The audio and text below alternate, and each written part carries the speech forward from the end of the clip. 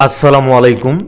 Financial market ইউনিভার্সিটির ধারাবাহিক Bangla tutorial পর্ব ৮০ এবং টেকনিক্যাল অ্যানালাইসিস পরিচিতি পর্ব ২২-এ আপনাদের স্বাগতম। আজকে আমি আলোচনা করব ট্রেডিং চেকলিস্ট কি এবং ট্রেডিং চেকলিস্টের গুরুত্ব কি, এই বিষয়গুলো নিয়ে আমি বিস্তারিত আলোচনা করব। একটি বিষয় মনে রাখবেন, এই টিউটোরিয়ালটি দিয়ে আপনারা স্টক মার্কেট, ফরেক্স, ক্রিপ্টো এবং সিনথেটিক ইন্ডিসেস সহ সকল ধরনের ফাইন্যান্সিয়াল মার্কেটে টেকনিক্যাল অ্যানালাইসিস করতে পারবেন। আলোচনার সুবিধার্থে আমরা মেটা ট্রেডার ইউজ করেছি। আপনি যে মার্কেট বা প্ল্যাটফর্মে ট্রেড করেন, আপনার সুবিধা মতো আপনি সে মার্কেট বা প্ল্যাটফর্মে এর প্র্যাকটিস করবেন। সর্বপ্রথম আসেন যে ট্রেডিং চেকলিস্ট কি। মনে রাখবেন, আমরা যে সকল রুলস বা শর্ত মেনে মার্কেটে একটি ট্রেড ওপেন এবং ক্লোজ করি, এই শর্তগুলোর একটি লিস্ট বা তালিকা তৈরি করাকে ট্রেডিং চেকলিস্ট বলে। অর্থাৎ আমরা কোনো একটি ট্রেড ওপেন করার আগে কি কি বিষয়গুলো লক্ষ্য করব বা কিভাবে মার্কেট অ্যানালাইসিস করব, আমাদের ট্রেডিং সিস্টেমের শর্তগুলো কি কি, এই বিষয়গুলো যখন আমরা একটা লিস্ট আকারে প্রকাশ করি বা এই শর্তগুলোর যখন আমরা একটা তালিকা তৈরি করি, তখন তাকে ট্রেডিং চেকলিস্ট বলে। সুতরাং আপনারা আপনাদের স্ট্র্যাটেজি দিয়ে মার্কেটে কখন বাই এন্ট্রি বা কখন সেল এন্ট্রি অথবা কখন কোনো ধরনের বাই অথবা সেল এন্ট্রি দিবেন না, এই যে শর্ত বা রুলসগুলো আছে তার একটি তালিকা বা লিস্ট তৈরি করাকে ট্রেডিং চেকলিস্ট বলে। একটি ট্রেড ওপেন করার আগে কি কি শর্ত পূরণ করতে হবে, এই বিষয়গুলো যাচাই বাছাই করাকে ট্রেডিং চেকলিস্ট বলে। এইখানে আরেকটা বিষয় মনে রাখবেন যে আমাদের এক একজনের ট্রেডিং সিস্টেম এক এক ধরনের হয়ে থাকে। এই জন্য আপনারা আপনাদের ট্রেডিং সিস্টেম অনুযায়ী একটি চেকলিস্ট তৈরি করবেন।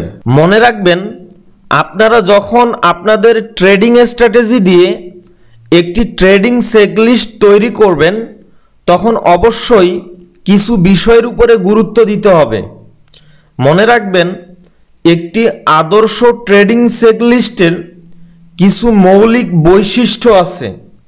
তার মধ্যে অন্যতম ১ নাম্বার বৈশিষ্ট্য হচ্ছে, আপনি যখন মার্কেটে ট্রেড ওপেন করবেন তার আগে অবশ্যই মার্কেটের ট্রেন্ড বা ডিরেকশন আইডেন্টিফাই করতে হবে।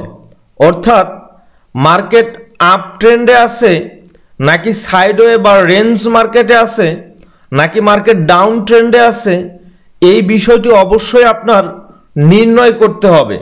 ২ নম্বরে যে বিষয়টি আপনাদের দেখতে হবে, যে এন্ট্রিটি নেবেন তার রিস্ক রিওয়ার্ড ঠিক আছে কিনা।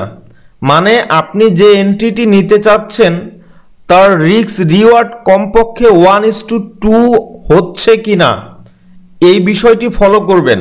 ৩ নম্বরে আপনি যে অ্যাসেট বা পেয়ারে ট্রেড ওপেন করতে চাচ্ছেন, এই অ্যাসেট বা পেয়ারের সাথে সম্পৃক্ত কোনো ফান্ডামেন্টাল নিউজ আছে কিনা তা যাচাই বাছাই করে নেবেন। যদি নিউজ থাকে, নিউজ কি হইতে পারে তা অ্যানালাইসিস করবেন। এরপর ৪ নম্বরে আপনার ট্রেডের লট সাইজ বা ভলিউম সাইজ কত হবে, অর্থাৎ আপনি মানি ম্যানেজমেন্ট করে আপনার অ্যাকাউন্টের কতটুকু রিস্ক আপনি ট্রেডে নিতে চাচ্ছেন তা নির্ণয় করতে হবে। এরপরে আপনি একদিনে বা এক সপ্তাহে বা এক মাসে সর্বোচ্চ কয়টি ট্রেড করবেন তা অবশ্যই আপনার চেকলিস্টে উল্লেখ থাকতে হবে। এরপরে অত্যন্ত আরেকটি গুরুত্বপূর্ণ বিষয় মনে রাখবেন, প্রতি সপ্তাহে বা প্রতি মাসে আপনি কত % গেইন করবেন বা সর্বোচ্চ কত % লস করবেন তা অবশ্যই আপনার ট্রেডিং সেগলিস্টে উল্লেখ থাকতে হবে। তবে এইখানে মনে রাখবেন, একজন আদর্শবান ট্রেডারের প্রতি মাসে 10 থেকে 30% গেইন করার লক্ষ্য থাকে। আর যদি কোনো মাসে মার্কেটের অবস্থা ভালো না যায়, ট্রেডিং স্ট্র্যাটেজি যদি ভালো রেজাল্ট না দেয়, এই ক্ষেত্রে একজন আদর্শবান ট্রেডার এক মাসে সর্বোচ্চ অ্যাকাউন্টের 10% লস করে। মানে যখন দেখবে অ্যাকাউন্টে 10% লস হয়ে গেছে বা 10 থেকে 15% লস হয়ে গেছে, তখন ওই মাসে একজন আদর্শবান ট্রেডার আর ট্রেড করে না, একটু রেস্ট করে, নিজেকে রিফ্রেশ করে। এরপরে মনে রাখবেন, মানি ম্যানেজমেন্ট এবং ট্রেড ম্যানেজমেন্ট ফলো করতে হবে। অর্থাৎ ওভার লটে ওভার ট্রেড করা যাবে না। আপনি এক মাসে বা এক সপ্তাহে বা একদিনে সর্বোচ্চ যে কয়েকটি ট্রেড করবেন, যা আপনার সেগ লিস্টে পূর্বেই নির্ধারিত করা থাকবে, এর বাইরে গিয়ে আপনি কোনো ট্রেড ওপেন করবেন না। এবং আপনি মানি ম্যানেজমেন্ট ব্রেক করে হাই লট বা হাই ভলিউমে ট্রেড করবেন না। তাহলে আশা করি বুঝতে পারছেন একজন আদর্শবান ট্রেডারের ট্রেডিং সেগলিস্টের বৈশিষ্ট্যগুলো কি কি। এইখানে মনে রাখবেন, ট্রেডিং সেগলিস্টের অন্যতম লক্ষ্য এবং উদ্দেশ্য হচ্ছে ট্রেডিং ডিসিপ্লিন রক্ষা করা। আপনি যখন আপনার ট্রেডিং স্ট্র্যাটেজির ট্রেডিং ডিসিপ্লিন রক্ষা করবেন, আপনি তখন দেখবেন ওভারলট বা মানি ম্যানেজমেন্টের বাইরে গিয়ে ট্রেড করবেন না।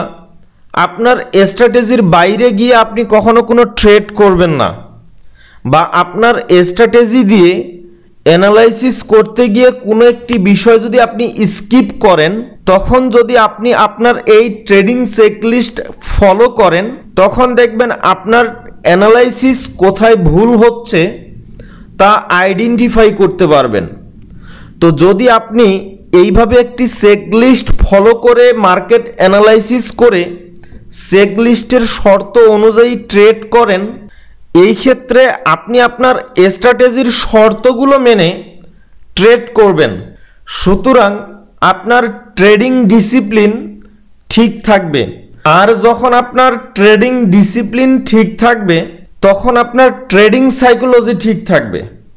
আর আপনার ট্রেডিং সাইকোলজি যদি ঠিক থাকে, তাহলে মার্কেটে আপনি ইজিলি প্রফিট করতে পারবেন। তো আপনারা যখন আপনাদের ট্রেডিং স্ট্র্যাটেজি দিয়ে একটি ট্রেডিং সেগলিস্ট তৈরি করবেন, তখন আমি যে একটি আদর্শ ট্রেডিং সেগলিস্টের বৈশিষ্ট্যগুলো আলোচনা করলাম, এই বিষয়গুলো অবশ্যই উল্লেখ করবেন।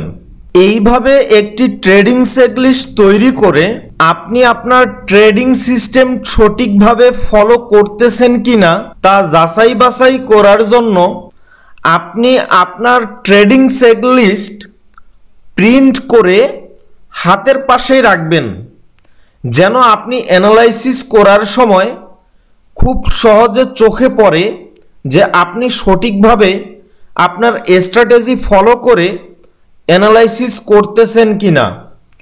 আরেকটা বিষয় মনে রাখবেন, এই ট্রেডিং চেকলিস্ট হচ্ছে আপনার ট্রেড পরিচালনা করার একটি সংবিধান। সো আপনার কাছে ট্রেডিং চেকলিস্ট থাকলো, কিন্তু আপনি ট্রেড করার ক্ষেত্রে এই ট্রেডিং চেকলিস্টটির তোয়াক্কা করলেন না, তাহলে মনে রাখবেন এই ট্রেডিং চেকলিস্ট আপনার ট্রেডিং লাইফে কোনো কাজে আসবে না। অর্থাৎ আমাদের সংবিধান আছে, সেই সংবিধান যদি না মানি, তাহলে এই সংবিধান যেমন আমাদের কোনো কাজে আসবে না, ঠিক এই রকম যে আপনি ট্রেডিং চেকলিস্ট তৈরি করলেন, কিন্তু বাস্তবে এই ট্রেডিং চেকলিস্ট আপনি ফলো করলেন না। সুতরাং এই ট্রেডিং চেকলিস্ট আপনার ট্রেডিং লাইফে কোনো পরিবর্তন আনতে পারবে না। তো আমি আশা করি আপনারা বুঝতে পারছেন ট্রেডিং চেকলিস্ট কি এবং কিভাবে একটি ট্রেডিং চেকলিস্ট তৈরি করবেন এবং ট্রেডিং চেকলিস্টের গুরুত্ব কি আশা করি আপনারা বুঝতে পারছেন। এরপরেও যদি না বুঝে থাকেন তাহলে অবশ্যই কমেন্টস করবেন, অথবা আমাদের সাথে সরাসরি যোগাযোগ করতে চাইলে স্ক্রিনে দেওয়া কিংবা এই ভিডিও টিউটোরিয়ালটির ডেসক্রিপশনে দেওয়া ইমেল অ্যাড্রেস অথবা ফেসবুক পেজ কিংবা টেলিগ্রাম চ্যানেলে যুক্ত হয়ে আমাদের সাথে সরাসরি যোগাযোগ করতে পারেন। আর আপনারা যদি আমাদের কাছ থেকে অ্যাডভান্স কোর্স কিংবা পেইড কোনো সার্ভিস পেতে চান তাহলে অবশ্যই আমাদের সাথে যোগাযোগ করবেন। আর আমাদের টিউটোরিয়ালগুলো যদি আপনাদের ভালো লেগে থাকে তাহলে অবশ্যই লাইক, কমেন্ট এবং শেয়ার করবেন। তো আজকের টিউটোরিয়ালটি আমি আর দীর্ঘায়িত করতেছি না, আমাদের পরবর্তী লেকচার ভিডিও টিউটোরিয়ালটি দেখার আমন্ত্রণ জানিয়ে আজকের ভিডিওটি এখানেই সমাপ্ত করতেছি। আপনারা সবাই ভালো থাকবেন, সুস্থ থাকবেন। আল্লাহ হাফেজ।